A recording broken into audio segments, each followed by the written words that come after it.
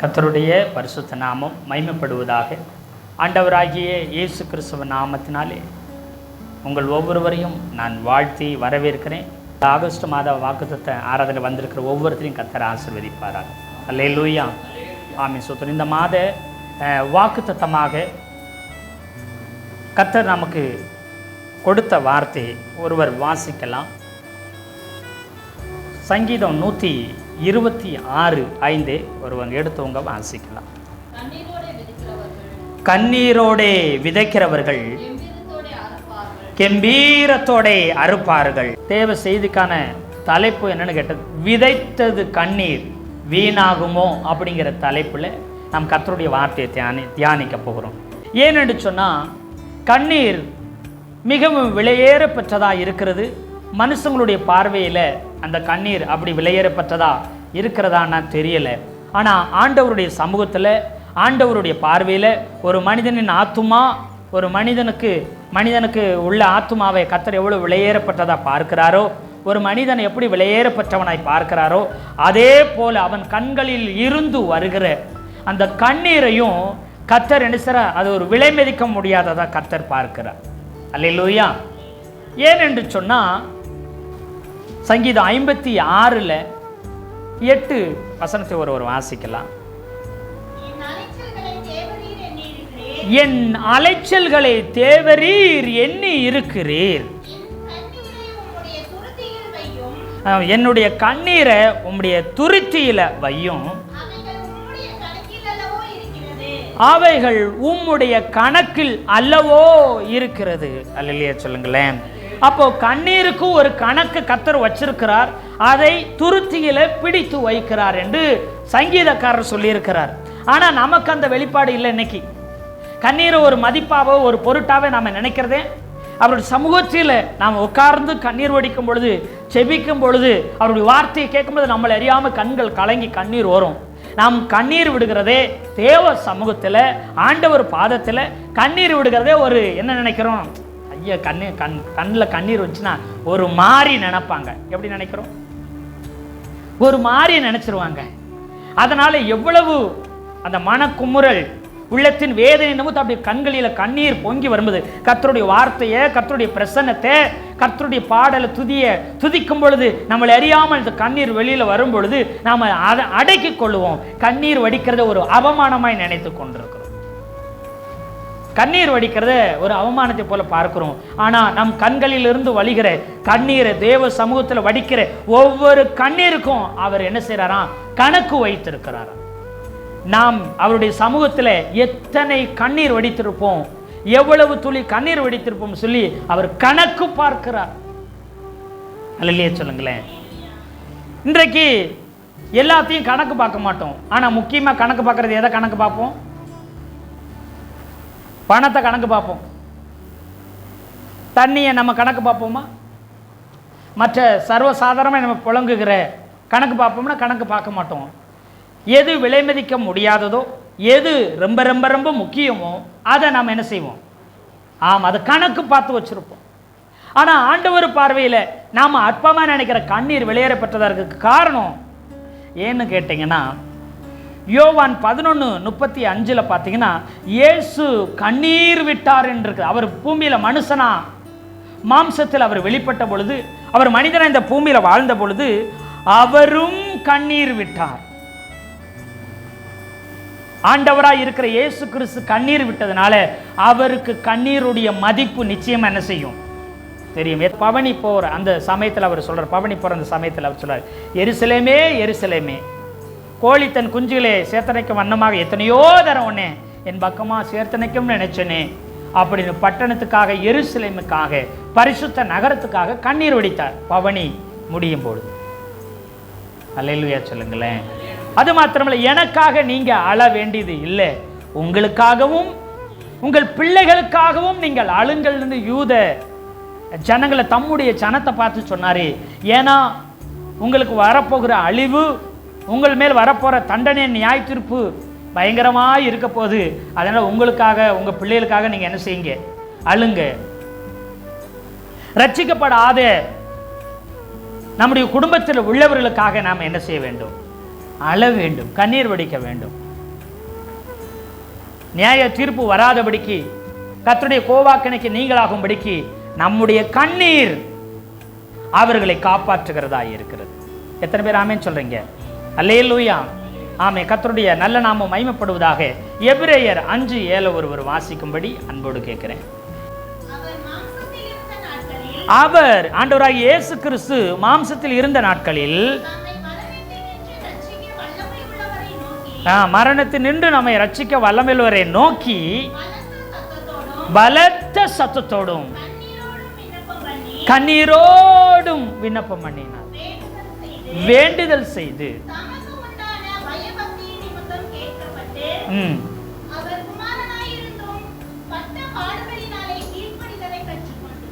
அவர் குமாரனாயிருந்தாலும் பட்ட பாடுகளினாலே கீழ்ப்படிதலை கற்றுக்கொண்டார். அவர் மாம்சத்தில் இருந்த நாட்களில் அவர் கண்ணீரோடு வேண்டுதலையும் விண்ணப்பமும் ஆண்டவராகிய இயேசு கிறிஸ்து செய்திருக்கிறார். அப்ப அவர் கண்ணீரோடே விண்ணப்பம் பண்ணியிருக்கிறார். இயேசு கண்ணீர் விட்டார். லாசரு மரித்து போய் விட்டான். 4 நாள் ஆயிருச்சு. மார்த்தாள் ஒரு பக்கம், ஏசப்பா இயேசுவே நீங்க இங்கே இருந்தீங்கன்னா என் சகோதரன் மரித்திருக்க மாட்டான். மரியாள் அவருடைய பாதத்தில் உட்கார்ந்து அழுது கொண்டு அவரை பார்த்து சொல்ற, நீங்க இங்கே இருந்தீர் ஆனால் என் சகோதரன் மரித்திருக்க மாட்டான்னு சொல்லி அழுகிறத பார்த்து அவரும் கண்ணீர் விட்டார். அல்லேலூயா. நாம் துக்கப்படும் பொழுது, நெருக்கப்படும் பொழுது, வியாகுலங்கள் பாடுகள் வரும் பொழுது நாம் கண்ணீர் விடுகிறது மாத்திரமல்ல, அவரும் நம்மோடு கூட சேர்ந்து என்ன செய்கிறார்? கண்ணீர் வடிக்கிறவராய் இருக்கிறார். அல்லேலூயா. நாம நினைக்கிறோம் அப்படியெல்லாம் நான் அழுகிறது ஆண்டவருக்கு தெரியுமா? இல்லை, உன்னோடு கூட இருந்து உனக்காக அவர் கண்ணீர் வடிக்கிறவராய், உண்மையில கரிசனை அக்கறை உள்ளவராய் இருக்கிறார். எத்தனை பேர் ஆமென் சொல்றீங்க? அப்போ ஆண்டவராகி இயேசு கிறிஸ்து கண்ணீர் விட்டார். அல்லேலூயா. அது மாத்திரமல்ல, ரோமர் 8:26 ஒருவர் வாசிக்கலாம். அந்தபடியே ஆவியானவரும் நம்முடைய பலவீனங்களை நமக்கு உதவி செய்யும்படி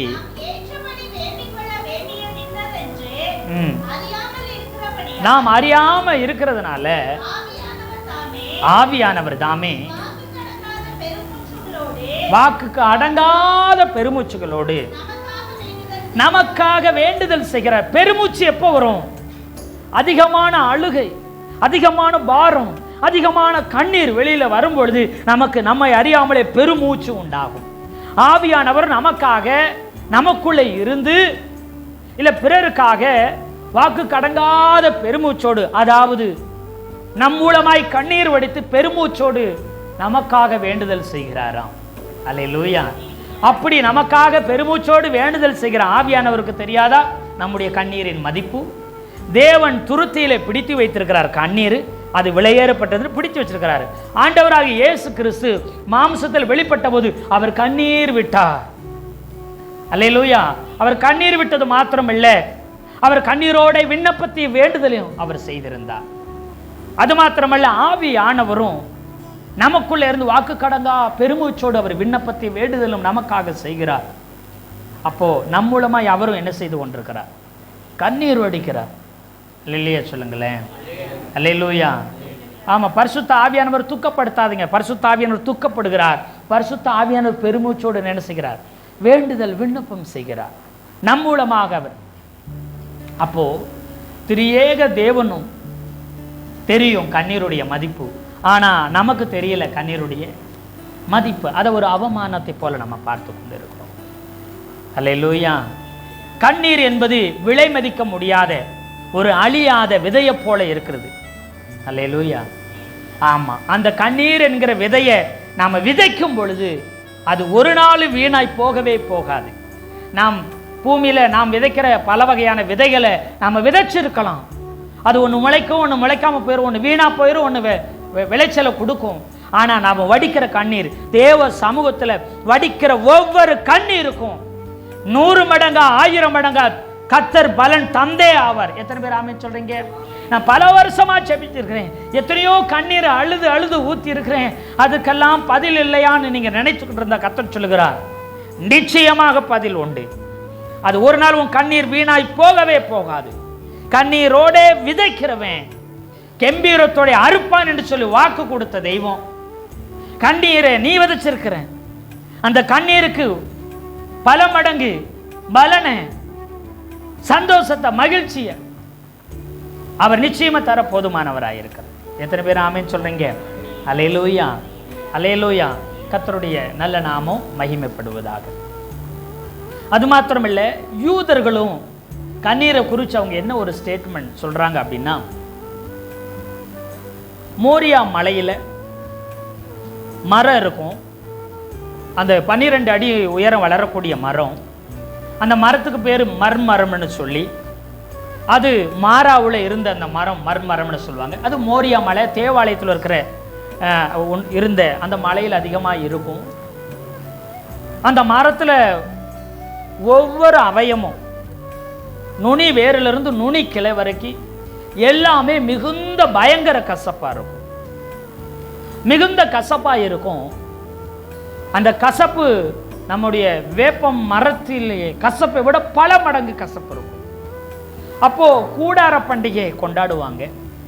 கூடார பண்டிகை கொண்டாடும் பொழுது மலை மேலே ஏறி போய் மலையில் இருக்கிற மரங்களை வெட்டுவாங்க, அங்கே இருக்கிற கனிகள் எல்லாம் பறிப்பாங்க. கனிகள் எல்லாம் பறித்து கொண்டு வந்து அந்த மர கிளைகளை வெட்டி கொண்டு வந்தாங்க பார்த்தீங்களா, அந்த கிளையினால் என்ன செய்வாங்க, கூடார பண்டிகை 7 நாள் நினைக்கிற கூடார பண்டிகை கொண்டாடி அதனால் செட்டு போட்டு அந்த கூடாரத்துக்குள்ளே இருந்து என்ன செய்வாங்க, 7 நாள் கொண்டாடுவாங்க. அப்போ கனிகளை சாப்பிடுவாங்க. மலை மேலே ஏறி போய் இருக்கிற பல வகையான கனி விருட்சங்களை மரங்களை வெட்டி அங்கே இருக்கிற கனிகளை பறித்து கொண்டு வந்து கனிகளை சாப்பிட்டு என்ன செய்வாங்க, அந்த கூடார பண்டிகையை அனுசரிப்பாங்க. அப்போ கனிகளை பறிக்க போகும்போது யூதர்கள் போவாங்க.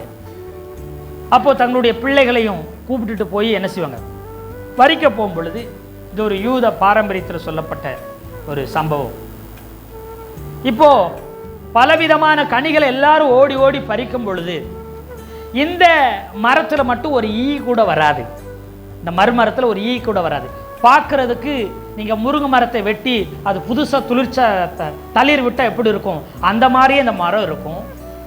பழம் பார்த்தீங்கன்னா திராட்சை பழம் இருக்கும் பார்த்தீங்களா, அதே போல் இருக்கும். பார்க்கவே ரொம்ப அருமையாக அழகாக இருக்கும். ஆனால் ஒரு ஈ எறும்பு கூட என்ன செய்யறதில்லை. அவ்வளவு உச்சபட்ச கசப்பாக இருக்கிறதுனால ஒரு பறவைகளும் வருகிறதில்லை.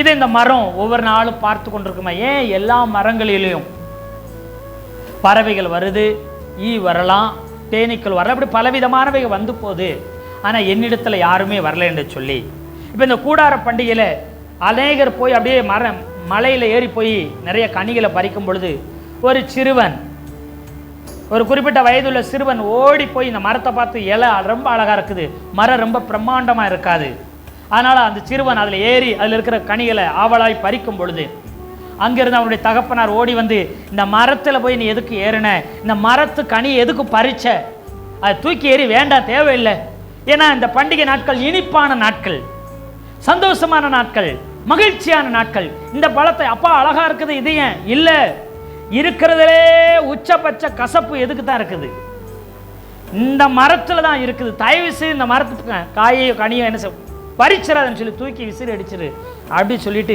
கையை கழுவுன்னு சொல்லி என்ன செய்தாங்களாம், அவ்வளோ கசப்பாயின்னு சொல்லி போனாங்களாம். அப்போ இவ்வளோ நாளாக யாருமே என்கிட்ட வந்து என் கனியை, ஏன் வேப்பம் மரத்தில் இருக்கிற பழத்தை கூட ஒரு சில பறவைகள் என்ன செய்யும் வந்து சாப்பிடும், ஆனால் என்னுடைய கனிகளை யாரும் சாப்பிடல, இப்போ தான் அதுக்கு தெரிய ஆரம்பிச்சு, ஓ நான் இவ்வளவு கசப்பானவன், எல்லாராலையும் வெறுக்கப்படுகிறேனே, யாருக்கும் எந்த பிரயோஜனம் இல்லை. அந்த மரம் மிகவும் வேதனைப்பட்டு பல நாட்கள் காத்திருந்து ஆண்டவரை நோக்கி கூப்பிட்டு கதறி உடைஞ்சு அழ ஆரம்பிச்சு, அது என்ன செஞ்சு கொஞ்ச நாட்கள் ஆகும்போது, கொஞ்ச காலங்கள் ஆகும்போது அந்த மரத்திலிருந்து இது உச்சபட்ச அழுத்தத்தினால வேதனையினால அந்த தண்டுகளில் என்ன செஞ்சிச்சு, நம்ம வெடிப்பு வர ஆரம்பிச்சு, வெடிப்பு வந்து என்ன செஞ்சு பிசின் வர ஆரம்பிச்சு. இல்லையா, அந்த பிசின் வந்ததுக்கு அப்புறம் தான் அந்த ஏரியா, அந்த பகுதி முழுவதும் அந்த காற்று எங்கெல்லாம் அடிச்சுச்சோ அங்கெல்லாம் போய் இந்த நறுமணை வீசிச்சான். அல்லேலூயா சொல்லுங்களேன். அதைத்தான் சொல்லுவாங்க, அந்த மரத்திலிருந்து உண்டான பிசினை தான் வெள்ளை போலம் என்று சொல்லுவாங்க, தங்கத்தை விட மதிப்பிலே விலை உயர்ந்தது என்று சொல்லி. எத்தனை பேர் ஆமென் சொல்றீங்க? நீங்க நினைக்கல உங்க வாழ்க்கையில கஷ்டத்தின் மேல கஷ்டம், வேதனை மேல வேதனை, நெருக்கத்தின் மேல நெருக்கம், போராட்டத்தின் மேல போராட்டம், உச்சபட்ச அழுத்தமும் உச்சபட்ச வேதனை வந்து நொந்து நீங்க நொறுங்கி அப்படியே தேவ சமூகத்தில் வந்து விடுகிற ஒவ்வொரு சொட்டு கண்ணீரும் நீங்க இருக்கிற பட்டணத்தை அசைக்க போகுது. எத்தனை பேர் ஆமேன்னு சொல்றீங்க? அல்லேலூயா சொல்லுங்களேன். உங்க கண்களில் இருந்து வருகிற ஒவ்வொரு சொட்டு கண்ணீரும் அது விலைமதிக்க முடியாததா மாறப்போகுது. எதற்காக கண்ணீர் வடிக்கிறீங்களோ அது பல மடங்கு பதிலையும் அற்புதத்தையும் அதிசயத்தையும் கொண்டு வரப்போகுது. எத்தனை பேர் ஆமேன்னு சொல்றீங்க? அல்லேலூயா. அந்த நறுமணத்தை யாராலும் மறைக்க முடியாது. அந்த நறுமணத்தை யாராலும் ஒழிக்கவும் முடியாது. அந்த மரத்தை தேடி வாசனை தேடி ஓடி வந்தார்களாம். எனக்கு வேணும், எனக்கு வேணும், எனக்கு வேணும். அந்த பிசினை அதை உடைக்கிறதுக்கு, அந்த பிசினை எடுக்கிறதுக்கு போட்டி போட்டு எல்லாரும் அந்த மரத்தை சுற்றி வளைத்து கொண்டார்களாம், எனக்கு உனக்குன்னு சொல்லி. அதே மாதிரி எல்லாராலும் ஒதுக்கப்பட்டிருக்கலாம், எல்லாராலையும் புறக்கணிக்கப்பட்டிருக்கலாம், எல்லாராலையும் வேதனைப்படுத்தப்பட்டிருக்கலாம், எல்லாராலையும் குற்றம் சாட்டப்பட்டிருக்கலாம், எல்லாராலையும் தூசிக்கப்பட்டிருக்கலாம், ஒருவேளை அற்பமாய் பேசப்பட்டிருக்கலாம். ஆனா ஆண்டவர் சொல்லுகிறார், அது நிமித்தம் படுகிற வேதனை, கண்ணீர், நிந்தைகள் மூலம், அவமானத்தின் மூலம், தனிமையின் மூலம், எல்லாரும் தள்ளிட்டாங்கன்னு விரக்தியினால நீ வெதும்பி அழுகிற ஒவ்வொரு சொட்டு கண்ணீரும் உலகத்தை உன்னை தேடி வரப்போகுது. அல்லேலூயா. உலகத்திலும் உள்ள ஜனங்களும் உன்னை தேடி வர போறாங்க. அற்புதத்துக்காக, அதிசயத்துக்காக, விடுதலைக்காக, சுகத்துக்காக உன்னிடத்தில் விண்ணப்பம் பண்ணும்படி, வேண்டும்படி, கர்த்தருடைய வார்த்தை கேட்கும்படி தேசங்களும் பட்டணங்களும் ஜனங்களும் ராஜாக்களும் பிரபுக்களும் உன்னை தேடி நடந்து தேடி தேடி வருவாங்க. ஏன்னா அவ்வளவு ஒதுக்கப்பட்டிருக்கிறார். சொல்லுவாங்க, அத மர்மரத்தில் வர்ற பிசினை அத மர்மரத்தின் கண்ணீர்னு சொல்லுவாங்க. அந்த பிசினை மிர் ட்ரீ அப்படி டீர்னு சொல்லுவாங்க, கண்ணீர் சொல்லுவாங்க. மர்மரத்தின் கண்ணீர்னு சொல்லுவாங்க அந்த பிசினை. இன்னைக்கும் தங்கத்தை விட விலை கூடுனது. அல்லேலூயா சொல்லுங்களேன். அல்லேலூயா. இன்னைக்கு புறக்கணிக்கப்பட்டிருக்கலாம், இன்னைக்கு தள்ளப்பட்டிருக்கலாம், இன்னைக்கு அவமதிக்கப்பட்டிருக்கலாம், இன்னைக்கு அசிங்கப்படுத்தப்பட்டிருக்கலாம். ஆனா கர்த்தர் சொல்லுகிறார், எல்லாரும் தேடி வருவாங்க. அல்லேலூயா சொல்லுங்களேன். உன்னை தேடி ஓடி வருவாங்க. கர்த்தருடைய நல்ல நாமம் மகிமைப்படுகிறார்.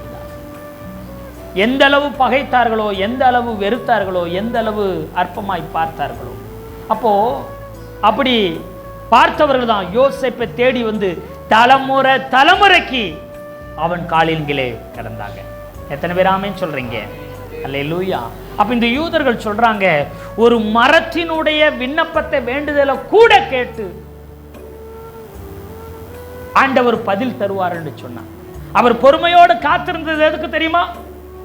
உன் நற்கந்தத்தையும், உன்னுடைய நற்சாட்சியும், உன் வாழ்க்கையின் காத்திருப்பையும், உன் வாழ்க்கையில் வடித்த கண்ணீரும் கோடான கோடி ஜனங்களை வாழ வைக்கும்படிக்கு அது நற்கந்தமா மாறப்போகுது. வாழ வழியில்னு சொல்றவன் உன்னுடைய வேதனையும், உன்னுடைய துன்பமும், நீ பட்ட பாடுகளும் அது ஒரு நற்கந்தமாய், ஒரு நற்சாட்சியை விளங்கும் போது அதை கேட்கிறவர்கள வாழ்வடைய போகிறாங்க. அதை கேட்கிறவன் உயிரடைய போகிறார். அல்லேலூயா சொல்லுங்களேன். அந்த நற்சாட்சிகளை கேட்டு நற்கந்தமாய் இருக்கிற உங்களிடத்துல வந்து ஒற்றிக்கொள்கிற அத்தனை பேரும் நற்கந்தமாய் மாற போகிறாங்க. எத்தனை பேர் ஆமென் சொல்றீங்க? அல்லேலூயா, அல்லேலூயா, ஆமென். யூதர்கள் சொல்றாங்க, அப்போ ஒரு சாதாரண ஒரு மரத்தினுடைய கண்ணீரை கூட கர்த்தர் பதில் தந்து மகிமையாய் மாற்றுவாராம். அப்படின்னு சொன்னா, நீ அவருடைய சாயலில், அவருடைய ரூபத்தின்படி உண்டாக்கப்பட்டிருக்கிற நீ, உன் கண்களில் வழிகிற கண்ணீர் எவ்வளவு விலை மதிக்க முடியாததாக இருக்கும், அதற்கு எவ்வளவு பெரிய பலனை கொண்டு வரும். அல்லேலூயா சொல்லுங்களேன். அல்லேலூயா. துன்பங்களை எல்லாம் நீர் அறிந்திருக்கின்றீர், கண்ணீரை துருத்தியில் பிடித்து வைத்துள்ளீர். துன்பங்களை எல்லாம் நீர் அறிந்திருக்கின்றீர், கண்ணீரை துருத்தியில் பிடித்து வைத்துள்ளீர். என்ன மறக்கலையே, என்ன வெறுக்கலையே, என்ன மறக்கலையே, என்ன வெறுக்கலையே.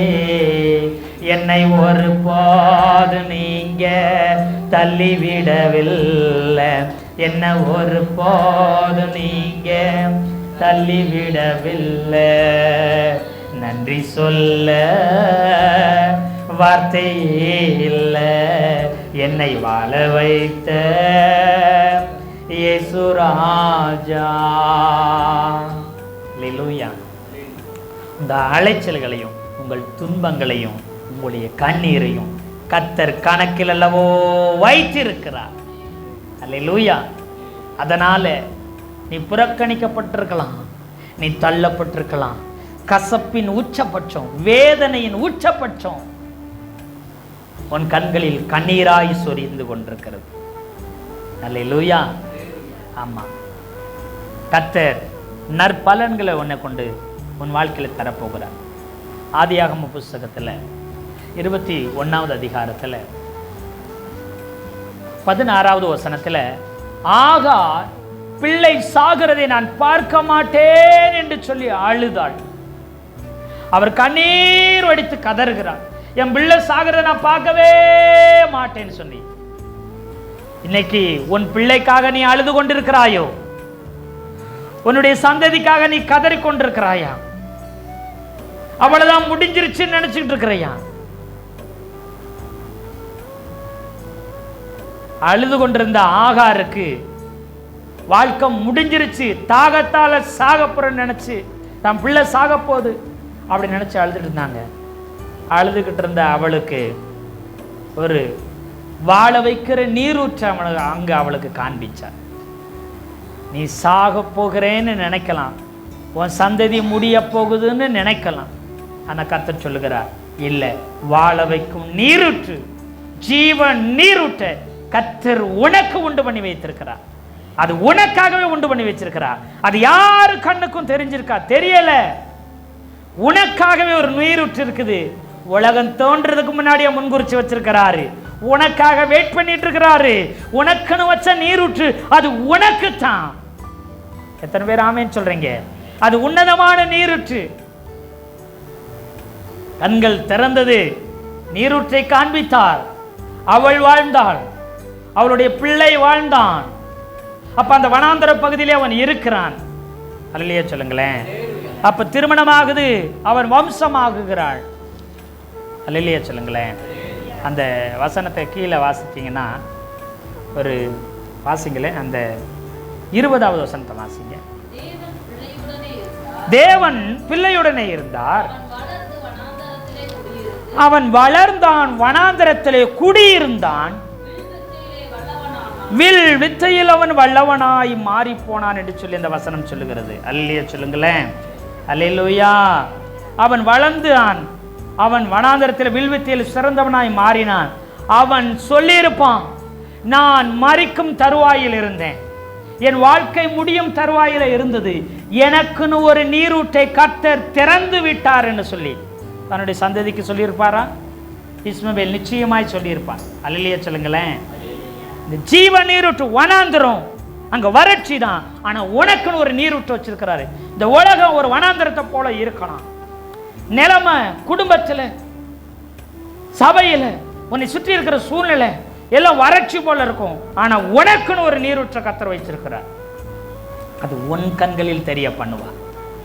அது தலைமுறை தலைமுறை ஆசீர்வதிக்கிற நீரூற்றாய் மாறப்போகிறது. எத்தனை பேர் ஆமென் சொல்றீங்க?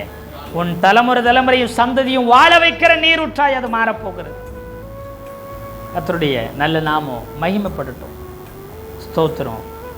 ஏசா அழுகிறார், தகப்பனே என்னை ஆசீர்வதியும், தகப்பனே என்னை ஆசீர்வதியும் என்று சொல்லி கண்ணீர் வடித்து கதறினான்.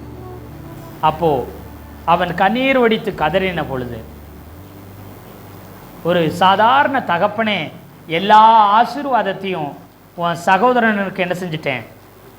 கொடுத்துட்டேனே, உனக்கு ஆசீர்வதிக்கிறதுக்கு ஒன்றுமே இல்லையே அப்படின்னு சொல்லுகிற ஒரு தகப்பனே, ஆசீர்வாதத்துக்கு தகுதி இல்லாதவன், ஆசீர்வாதமே பெற முடியாதவனை கூட ஒரு சாதாரண தகப்பன் ஆசீர்வதிக்க முடியுது. ஏசாவை ஆசீர்வதிச்சாரா? ஆசீர்வதிச்சார். பாருங்க, ஆதியாகமம் 27:38.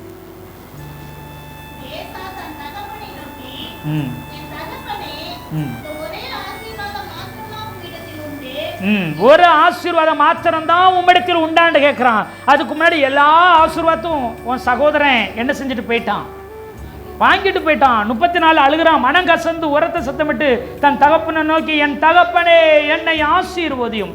அதற்கு அவன் சொல்கிறான், உன் சகோதரன் தந்திரமாய் வந்து உன்னுடைய ஆசீர்வாதத்தை பெற்றுக்கொண்டான். ஒரு ஆசீர்வாதத்தை ஆகிய வைத்து வைக்கவில்லையான்னு 36 கதறுறான். யாரு? என் சேஷ்ட புத்திரத்தையே எடுத்துக்கொண்டான், இப்பொழுது என் ஆசீர்வாதத்தையும் வாங்கி கொண்டான். நீர் எனக்கு ஒரு ஆசீர்வாதத்தை யாகிலும் வைத்து வைக்கவில்லையா? அப்படி சொல்லி அழுகிறான். இப்போ இந்த வசனத்தை நம்ம வாசித்தல் என்ன சொல்றான்? ஏன், அதாவது இந்த ஒரு ஆசீர்வாதம் மாத்திரம் உம்மிடத்தில் உண்டு. அல்லேலூயா சொல்லுங்களேன். என்னை ஆசீர்வதியும் என்று சொன்னான். தகுதி இல்லாதவன், இழந்து போனவன், வாய்ப்பே இல்லாதவனுக்கு கூட ஒரு சாதாரண தகப்பன், பொல்லாத தகப்பன் நீங்களே, ஈசாக்கே நீங்களே உங்க பையனுக்கு ஒரு ஆசீர்வாதத்தை கொடுக்க முடியும் என்று சொன்னா, வானத்தையும் பூமி அண்ட சராசரனை படைத்த தேவனுடைய பிள்ளைகள் நீங்க, உங்களுக்கு ஆசீர்வாதத்தில் என்ன குறை இருக்க போகுது? அல்லேலூயா சொல்லுங்களேன். ஒரு நன்மையும் ஒரு ஆசீர்வாதமும் குறையவே குறையாது. ஏன்னா நீ ஆசீர்வாதத்தின் ஊற்றாய் இருப்பாய். அல்லேலூயா. ஆபிரகாம் பார்த்தாரு, நான் உன்னை ஆசீர்வதிக்கவே ஆசீர்வதிப்பேன், நீ ஆசீர்வாதமாய் இருப்பாய், நீ நீரூற்றாய் இருப்பாய், வற்றாத நீரூற்றை போல எல்லாருக்கும் என்ன செய்வ?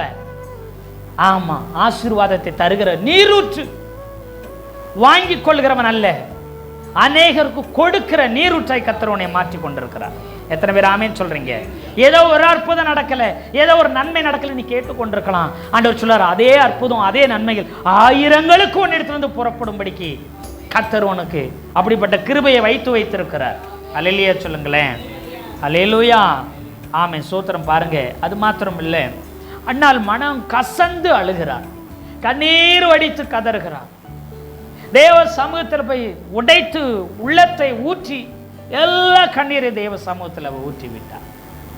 அல்லேலூயா சொல்லுங்களேன். அவள் கண்ணீரை கர்த்தர் பார்த்தார். மனிதன் முகத்தை, ஊழியக்காரர் முகத்தை, சக விசுவாசிகள் முகத்தை, குடும்பத்தில் உள்ளவர்கள் முகத்தை பார்ப்பாங்க. பார்க்கிற செயல்களை, சூழ்நிலையை பார்த்து தவறாக அவங்க மதிப்பிடலாம்.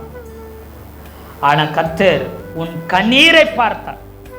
உள்ளத்தை பார்க்கிறதே, உள்ளம் உடைஞ்சிருச்சு, உன் கண்களில கண்ணீர் குளமாயிருச்சு. அவர் கண்ணீரை மட்டும்தான் பார்த்தார். ஒரு சிலர் சொல்லுவாங்க, சும்மா போலி கண்ணீர் வடிக்காதம்பாங்க, பார்த்துருக்கீங்களா? அப்படியே கண்ணீர் வடிச்சு கதறினாலும் இன்னும் போலி கண்ணீர் வடிக்கிறியான்னு சொல்லி இன்னும் இருதயத்தை உடைப்பாங்க. ஆனா கர்த்தர் உன் கண்ணீரை துருத்தியில பிடிச்சு வச்சிருக்கிறார். அழகான, அற்புதமான, ஆசீர்வதிக்கப்பட்ட தேசத்தையே தேவன் பக்கம் திருப்பின மகா பெரிய தீர்க்கதரிசியான சாமுவேலை கர்த்தர் கொடுத்தார். அதற்கு காரணம் என்ன? தாயாரினுடைய கண்ணீர், அண்ணாளுடைய கண்ணீர். அல்லேலூயா, அல்லேலூயா. உன்னுடைய கண்ணீர் அப்படிப்பட்ட தேவனுக்கு சித்தமானது, தேவனுடைய உள்ளத்துக்கும் தேவனுடைய இருதயத்துக்கும் ஏற்றவைகளை செய்கிற தாசனை, ஊழியனை கர்த்தர் உன்னிலிருந்து புறப்பட பண்ணுவார். எத்தனை பேர் ஆமென் சொல்றீங்க? சபையே உன்னிடத்திலிருந்து தேசத்தை திருப்புகிற மகா ரட்சகன் புறப்படுவார்.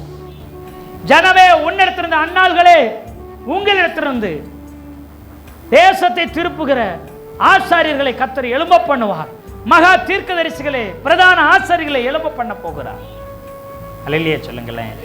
அதனால தான் நீர் கண்ணீர் வடித்துக் கொண்டிருக்கிறார். கண்ணீர் கணக்கில் கர்த்தர் பிடித்து வச்சுட்டு இருக்கிறார். அல்லேலூயா. அதை விட ரொம்ப முக்கியமாக பார்த்தீங்கன்னா 1 சாமுவேல் 30வது அதிகாரத்திலையும் 4வது வசனத்தில் தாவீது பயங்கரமாக அழுகிறார். தன்னுடைய மனைவி பிள்ளைகள் எல்லாம் என்ன செஞ்சிட்டாங்க? எல்லாத்தையும் சிறைபிடிச்சு கொண்டு போயிட்டாங்க. அவன் எவ்வளவு முடியுமோ அவ்வளவு அழுது சோர்ந்து உடைந்து போய் உட்கார்ந்துறார். பலனே இல்லை அவனுக்கு, அழுகிறான்.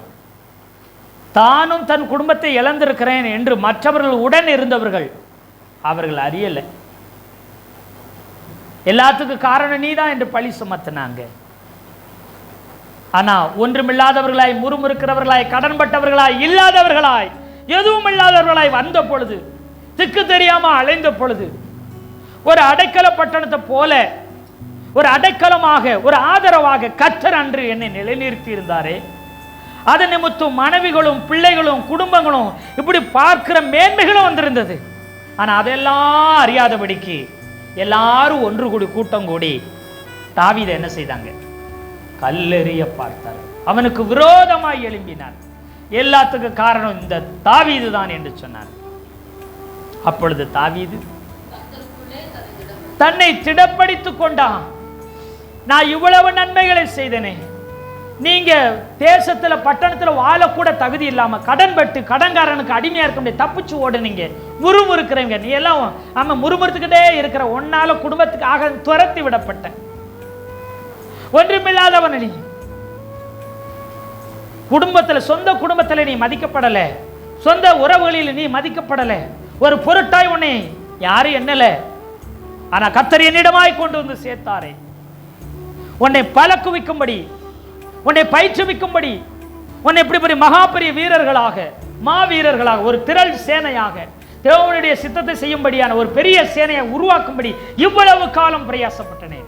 வனாந்தரத்தில் ஓடும் போதும், குழிகளிலும் குன்றுகளிலும் வாழும் பொழுதும், கொலை செய்ய சவுல் தேடும் பொழுதும், உங்களை பாதுகாக்கும்படிக்கு, உங்களை பசியில்லாது இருக்கும்படிக்கு நாவால் போன்ற மனிதர்களுக்கு எழும்பி பரியாசமும் கேலியும் பண்ணின பொழுதும் உங்கள் பசியாற்றும்படி கர்த்தர் என்னை தலைவனாய் வைத்திருந்தாரே.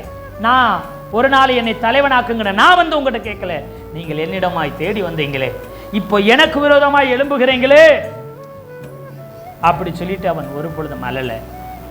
அவன் கர்த்தரை பார்த்தான். இந்த இக்கட்டும், இந்த நெருக்கமும், இந்த அவச்சொல்லும், இந்த எதிரான காரியமும் நான் ஏற்றுக்கொண்டு கர்த்தரிடத்தில் தன்னை திடப்படுத்துகிறேனே, கர்த்தரை முற்றிலும் பற்றி கொண்டான். எத்தனை பேர் ஆமென் சொல்றீங்க?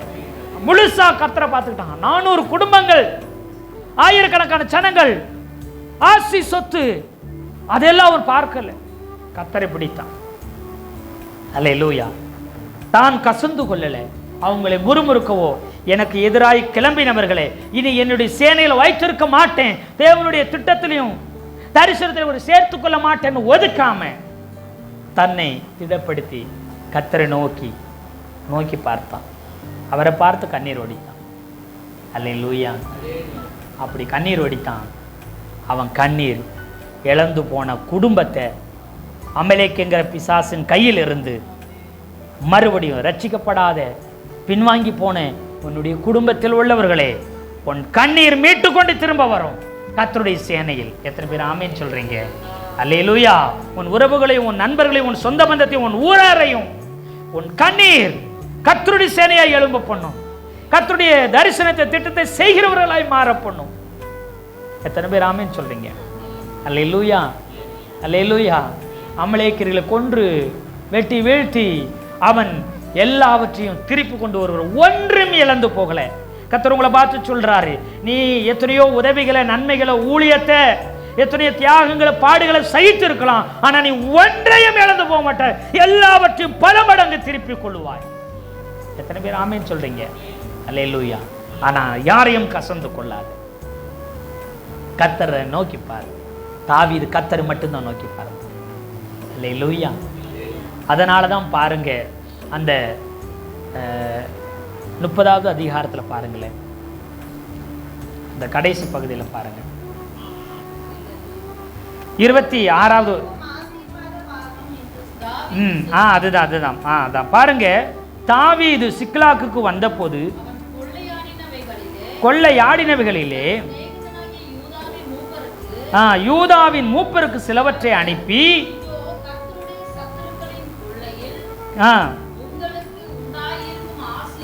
ஆசீர்வாத பாகத்தை, இது தாவீதின் கொள்ளை என்று சொல்லி எல்லாரும் என்ன செய்தாங்க? எல்லாம் திருப்பி கொண்டு வந்துட்டு இது யாருடைய கொள்ளைன்னு சொன்னாங்க? தாவீதினுடைய கொள்ளை என்று சொன்னார்கள். அல்லேலூயா. தாவீதினுடைய கொள்ளை, தாவீதினுடைய பங்குனா தாவீதுக்கு மட்டும் உரிமையானதை தாவீது எடுத்துக்கொள்ளவில்லை. எத்தனை பேர் ஆமென் சொல்றீங்க? தாவீது எடுத்துக்கொண்டாரா? இல்ல, தன்னோடு கூட சேனையிலிருந்து அத்தனை பேருக்கும் கொடுத்தா. அப்படி அல்லேலூயா. 200 பேர் வரல, என்ன செய்ய, கொஞ்சம் பேர் என்ன செய்யல. ஆமா, அங்கேயே ஆற்றங்கரையில் என்ன செஞ்சாங்க? 600 பேர்ல 400 பேர் என்ன செஞ்சாங்க? போனாங்க. மிச்சம் 200 பேர் ரசுக்கள் பொருட்களை பார்த்துக்கிட்டு அங்கேயே இருந்துக்கிட்டாங்க, போகலை.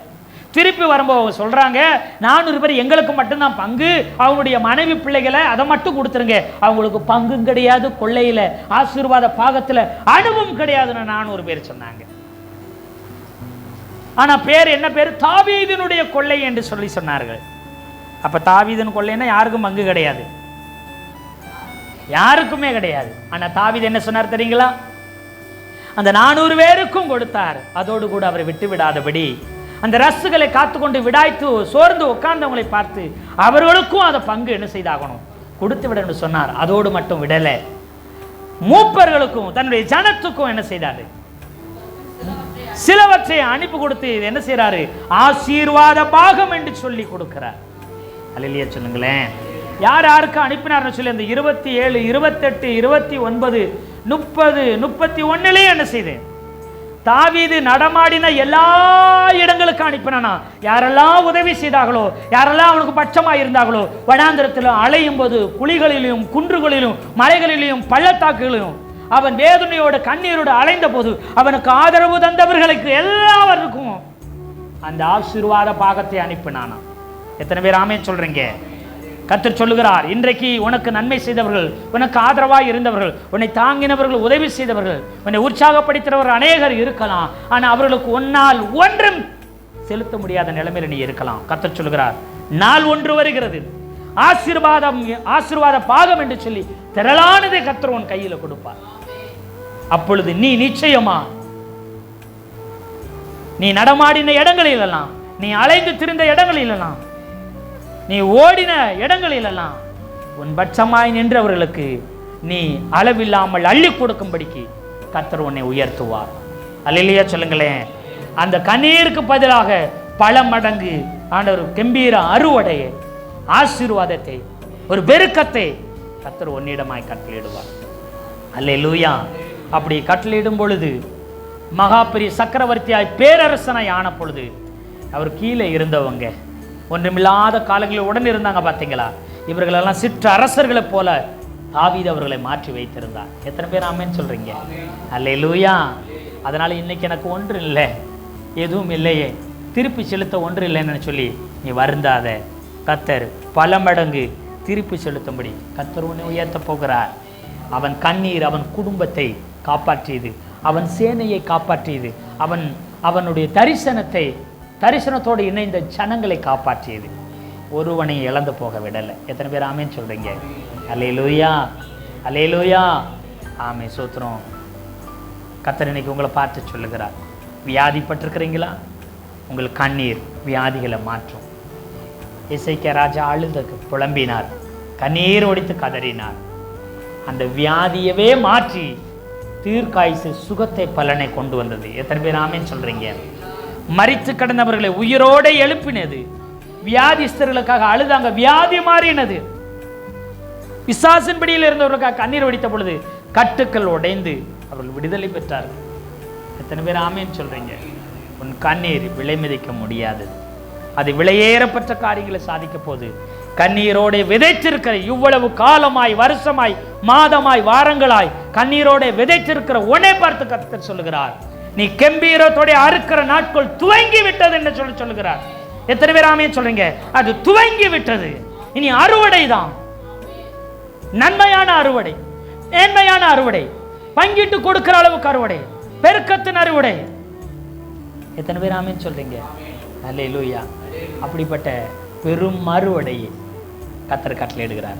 கண்ணீரின் நாட்கள் முடிந்தது, துக்கத்தின் நாட்கள் முடிந்தது, உன் விதைப்பின் நாட்கள் முடிந்தது. இனி நீ அறுக்கிற நாட்கள், நீ பலன் பெறுகிற நாட்களை கர்த்தர் துவங்கி விட்டார். எத்தனை பேர் ஆமென் சொல்றீங்க? அல்லேலூயா, அல்லேலூயா. ஆமே சோத்திரம். கர்த்தர் அப்படிப்பட்ட திரளான நன்மைகளை கர்த்தர் இடங்கொள்ளாமல் போக மட்டும் திருப்பி தரப்போகிறார் என்பதில் எந்தவித சந்தேகம் இல்லை. கர்த்தர் தாமே இந்த வார்த்தைகளை கொண்டு நாம் ஒவ்வொருத்தரையும் ஆசீர்வதிக்க போகிறார். நம் சபையை ஆசீர்வதித்து பெருக பண்ண போகிறார். கண்ணீர் வடித்த நாட்களை முடிய பண்ணி கர்த்தர் பெருக்கத்தை ஆத்துமாக்களாய், நம்முடைய கண்ணீர் ஆத்துமாக்களாய் வரப்போகிறது சபையில். அல்லேலூயா. நம்முடைய குடும்பத்துக்காக வடித்த கண்ணீர் அது பல மடங்கு ஆசீர்வாதமாக, நன்மையாக திரும்பி வரப்போகிறது. அற்புதமாக, ஆசீர்வாதமாக, அதிசயமாய் திரும்பி வரப்போகுது. உங்கள் வாழ்க்கையில் உங்களுக்காக நீங்கள் வேண்டிக் கொண்ட கண்ணீர் அது அபிஷேகமாக, அது தரிசனமாக, அது வரங்களாக, வல்லமைகளாக பல மடங்கு உங்களிடத்தில் வெளிப்பட போகிறது. எத்தனை பேர் ஆமேன் சொல்கிறீங்க? அல்லேலூயா. கர்த்தர் தாமே இந்த வார்த்தையை கொண்டு நாம் ஒவ்வொருத்தரையும் ஆசீர்வதிப்பாராக. ஆமேன், ஆமேன், ஆமேன்.